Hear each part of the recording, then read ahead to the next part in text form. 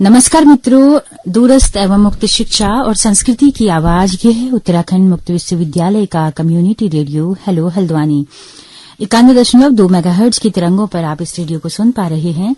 दोस्तों, 12 जनवरी यानी कि युवा दिवस यानी कि स्वामी विवेकानंद जी के जन्म दिवस को इस दिवस के तौर पर मनाया जाता है। आज हमारे साथ बहुत ही खास मेहमान मौजूद हैं।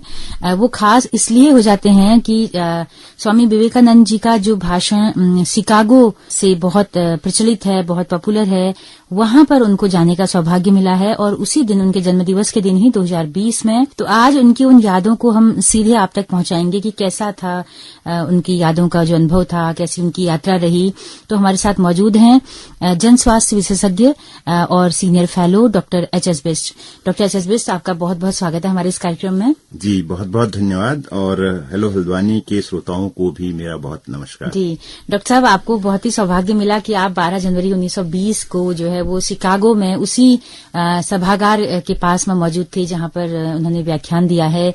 कैसा था वो, कहाँ से आपने यात्रा शुरू की? हल्द्वानी से जब आप निकले होंगे ट्रेन में, तो मैं चाहती हूँ कि उस पूरे सिलसिले को आप एक चित्रात्मक शैली में बताएं ताकि हमारे तमाम श्रोता उसको रिलेट कर पाएं, यहाँ से शिकागो तक की यात्रा को। जी, आपका बहुत बहुत धन्यवाद यह पूछने के लिए कि मैंने सिलसिलेवार किस तरीके से अपनी प्रथम अमेरिका यात्रा शुरू की।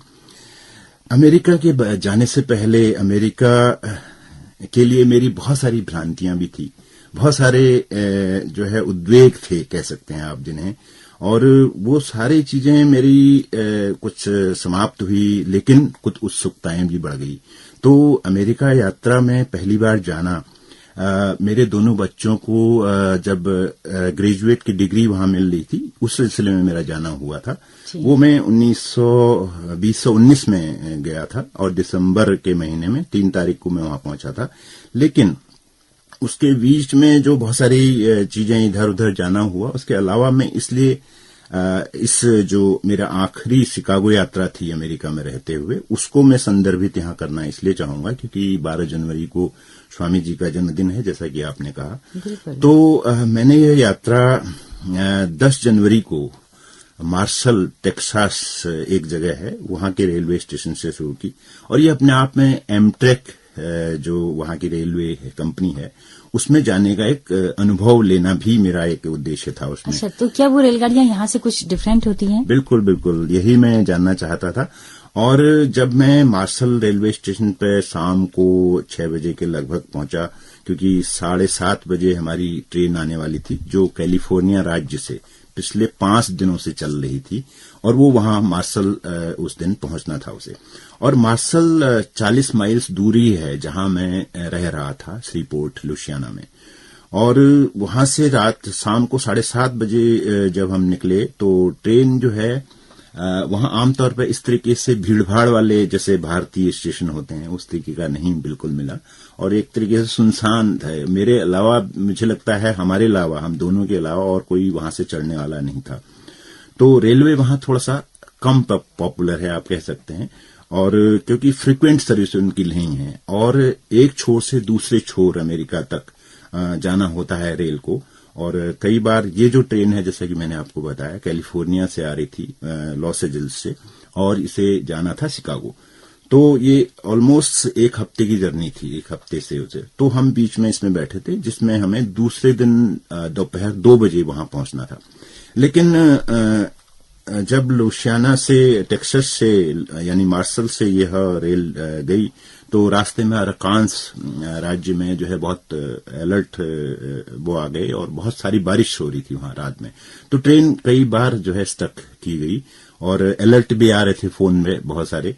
तो इस तरीके से फोनों में जो आ रही थी बार बार इस तरीके के अलर्ट से, उससे लग रहा था कि बारिश बहुत ज्यादा है और इसीलिए हमारी रेल बहुत धीरे धीरे चल रही थी। जी। तो अरकान्स के बाद हम लोग दूसरे दिन सुबह शायद हम इलिनॉय में, जहां शिकागो है, वहां हम पहुंच चुके थे। और मुझे याद है कि सुबह के 6 बजे का झुरमुट चल रहा था और मुझे स्प्रिंगफील्ड दिखाई दिया, जिसमें अमेरिका के पहले राष्ट्रपति जो है, जो उनका जो है जन्म स्थान वहां पर लिखा हुआ था, उसके बारे में। और उसके बाद हम लगभग जो ये 2 बजे के आसपास ट्रेन पहुंचने वाली थी, ये रात को 9 बजे पहुंची।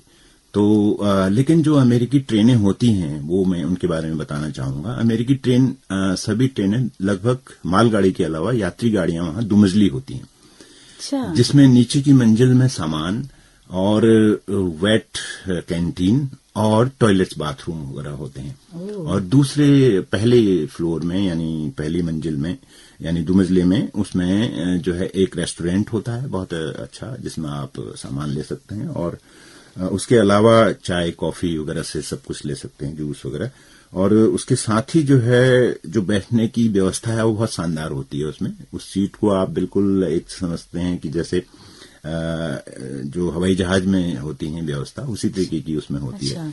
क्या श्रेणियां भी होती हैं हमारे वहाँ की तरह? जी, वहाँ जो है जो आमतौर पर जो श्रेणियां होती हैं वो कोच सीट्स जिन्हें कहते हैं, कोच सीट्स इस तरीके की होती हैं जो आराम से आप उसे बड़ा कर सकते हैं, छोटा कर सकते हैं उस हिसाब से। और दूसरी जो बिल्कुल स्लीपिंग होती हैं वो उसमें जो है अलग से बिल्कुल रूम बना हुआ होता है, जैसे कि भारत में भी अक्सर जो है एसी में होता है या जो है हाई उसमें होता है। एसी का मतलब थर्ड एसी में नहीं, थर्ड और सेकंड एसी में नहीं, जो हमारे यहाँ तो आमतौर पर पर्दे फर्स्ट एसी में जो होते हैं उस तरीके का उसमें वो होता है। तो हम लोग दूसरे दिन रात को शिकागो पहुंचे और रास्ते में बड़े विहंगम दृश्यों का भी हमने आनंद इसलिए लिया क्योंकि जो उसमें रेस्टोरेंट होता है वो तीनों तरफ से खुला रहता है, उसमें शीशा लगा होता है जिससे कि आप आराम से बाहर का दृश्य देख सकते हैं चाय पीते हुए, कॉफी पीते हुए। तो ये हमने भी इसका वो है आनंद लिया उस रेलवे का। और एमट्रैक को बहुत बहुत धन्यवाद, हालांकि उन्होंने हमें शाम का फिर डिनर भी खिलाया। अच्छा। जो कॉम्प्लीमेंट्री था क्योंकि ट्रेन लेट हो चुकी थी। तो किस तरीके से रात को 9 बजे हम शिकागो के यूनियन रेलवे स्टेशन पहुंचे और वहां पर काफी बर्फबारी हो रही थी। और जब बर्फबारी में बाहर मैंने अपनी गाड़ी बुक की उबर से, तो जो है मुझे एक केरल के जो है ड्राइवर उसमें मेरे को मिल गए। मुश्किल से 10 मिनट का रास्ता था। अच्छा। जहां मैं जे इरा और निक्की हैरिस फैमिली हॉस्टल, जो यूथ हॉस्टल एसोसिएशन का एक अमेरिकन संस्करण है जिसमें जो है हॉस्टलिंग इंटरनेशनल का ये है, अपने आप में अमेरिका में कहलाता है, जिसमें इसके हॉस्टल में रुका। और चूंकि यूथ हॉस्टल यूथ एसोसिएशन के आप मेंबर हैं, जी मैं इसका आजीवन सदस्य हूं, तो इसलिए जो है मुझे ये भी अनुभव करना था कि अमेरिका में कैसे यूथ हॉस्टल्स होते हैं और उनमें क्या सुविधाएं होती हैं। निश्चित तौर पर यह अपने आप में एक बहुत बड़ा अनुभव था। जैसे ही हम हॉस्टल के अंदर पहुंचे, जो रिसेप्शनिस्ट थी लेडी, उन्होंने हमारा बहुत अच्छा स्वागत किया और वेलकम किया। और इंडिया से आने पर जो है काफी जो है हमें आश्चर्य से वो देखती रही कि आप यहाँ आए हैं। और उन्होंने ये भी वो कर लिया कि शायद आप स्वामी जी के उसमें देखेंगे क्योंकि आप ये हमारे बहुत नजदीक हैं। तो हम 600 मीटर दूर जो है उस स्थान से थे जिसे आज शिकागो और इसमें जो है फ्रेंच डिजाइन अंदर बनी हुई है और बहुत लेटेस्ट बना है। इसकी सीढ़ियों पर 473 शब्दों को स्वामी जी के उकेरा गया है।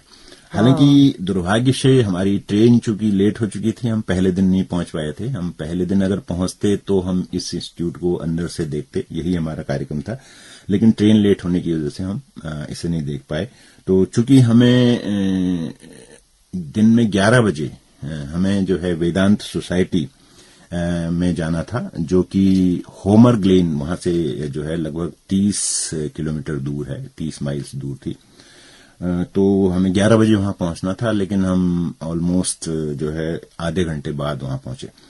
तो बड़ा मनोरम दृश्य जो है, जो हमारे खास तौर पे फिलीपींस के हमारे ड्राइवर उसमें थे, उन्होंने हमें बहुत अपनी कहानी भी बताई इस 1 घंटे के दरमियान और अपने संघर्ष के दिनों के बारे में बताया। तो कुल मिलाकर जो ये यात्रा शिकागो की जो है बहुत अनुभव वाली रही और ये एक एहसास रहा कि हम जो है स्वामी जी के उस स्थान को वो एक तरीके से जो है हम छू पाए, उसे देख पाए। हमने फोटोग्राफी की और बाहर बर्फ गिरी हुई थी और जब मैं स्वामी जी की आत्मकथा एक बार पढ़ रहा था तो वो उसी यूनियन रेलवे स्टेशन में सुना है कि उनका पता खो गया था जहां वो जाने वाले थे और वो रात भर एक किसी पाइप के अंदर रहे थे। मैंने ये सुना था तो वो एहसास भी मैंने किया कि उस तरीके की ठंड में, जब आज से 100 साल पहले, लगभग 100-125 साल पहले और भी ज्यादा ठंड हुआ करती होगी, तो किस तरीके से आपने पढ़ा भी था उनके ये अनुभव और आप उस धरती पे भी थे,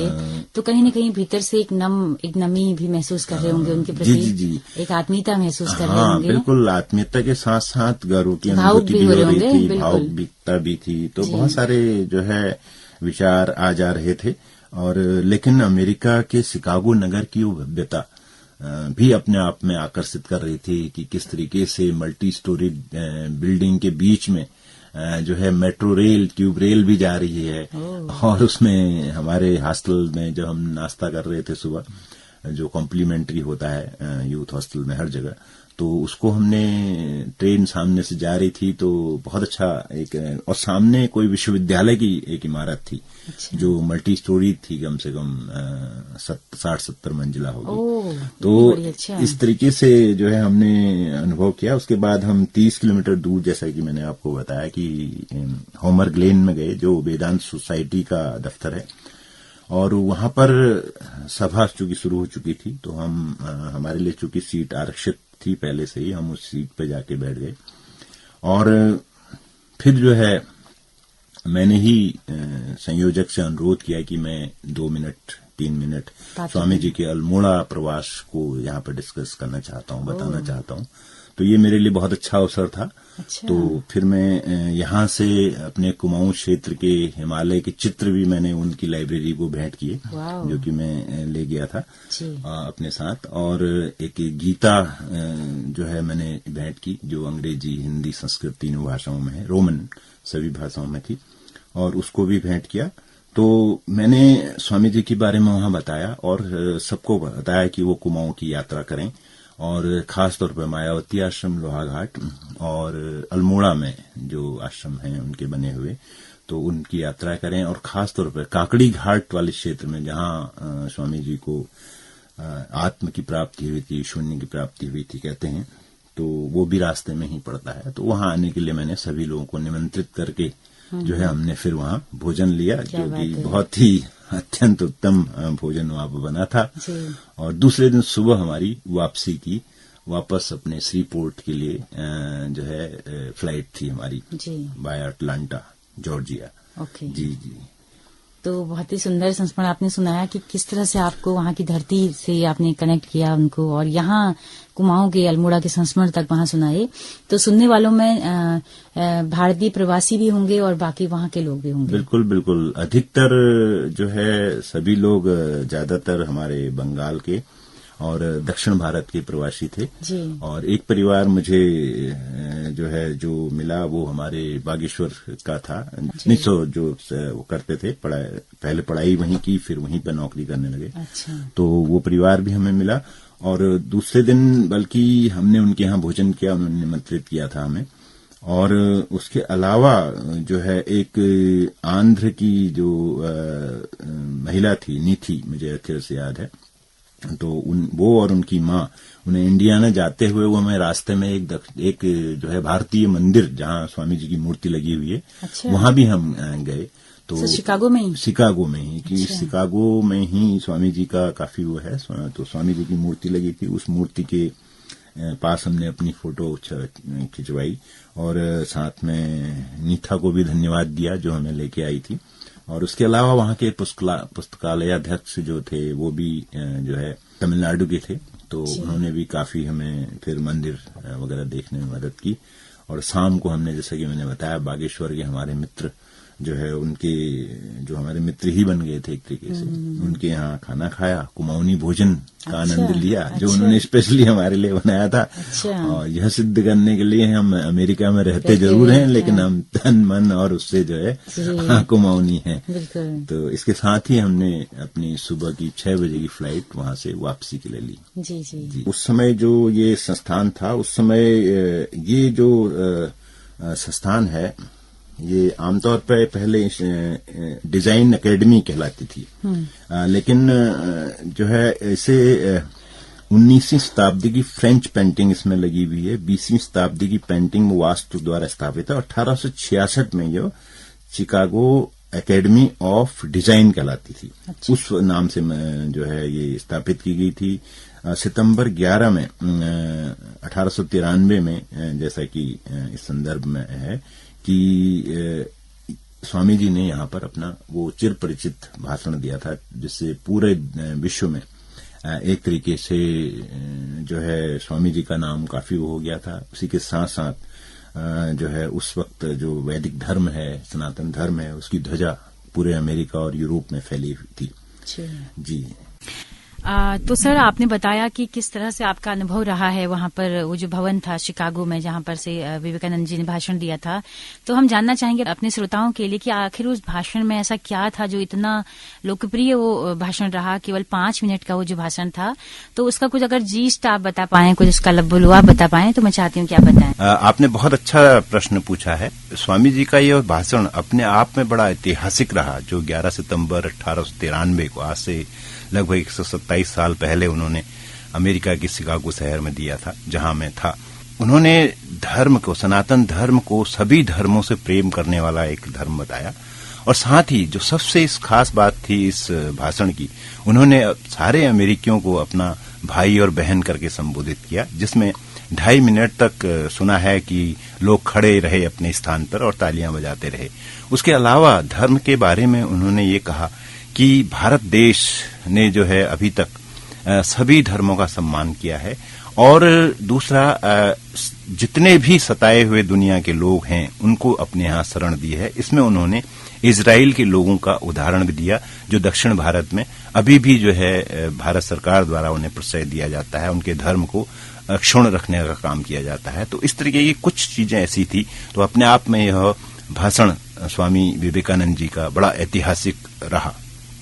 तो काफी शानदार अनुभव आपने साझा किया हमारे लिसनर्स के साथ में, और इस यात्रा के शुरुआत के 3 एपिसोड हम बाद में चर्चा करेंगे। जी, मुझे भी बहुत अच्छा लगेगा अपने तीनों एपिसोड, और मुझे आशा है कि वो शिक्षाप्रद होंगे, खासतौर पर उन लोगों के साथ जो घूमना पसंद करते हैं देश विदेशों में। बिल्कुल, और जो लोग नहीं जा पाते हैं उनके लिए भी एक सामने का एक लाइव वर्णन होगा कि कैसा है अमेरिका। सुनीता जी, आज हम ऐसे दिन इससे रिकॉर्ड कर रहे हैं जिस दिन भारतीय प्रवासी दिवस है, तो यह भी एक बहुत अच्छा संयोग है। बिल्कुल। तो बहुत बहुत शुक्रिया डॉक्टर एचएस आपका, बहुत बहुत शुक्रिया। जी।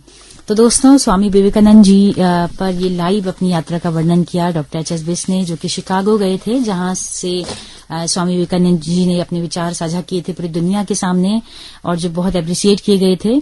तो आपको ये एपिसोड कैसा लगा, अपना फीडबैक हमें जरूर दीजिएगा। हाँ, आपके फीडबैक का हमें इंतजार रहेगा। इसी के साथ अपने रेडियो मित्र सुनीता भास्कर को दीजिए इजाजत।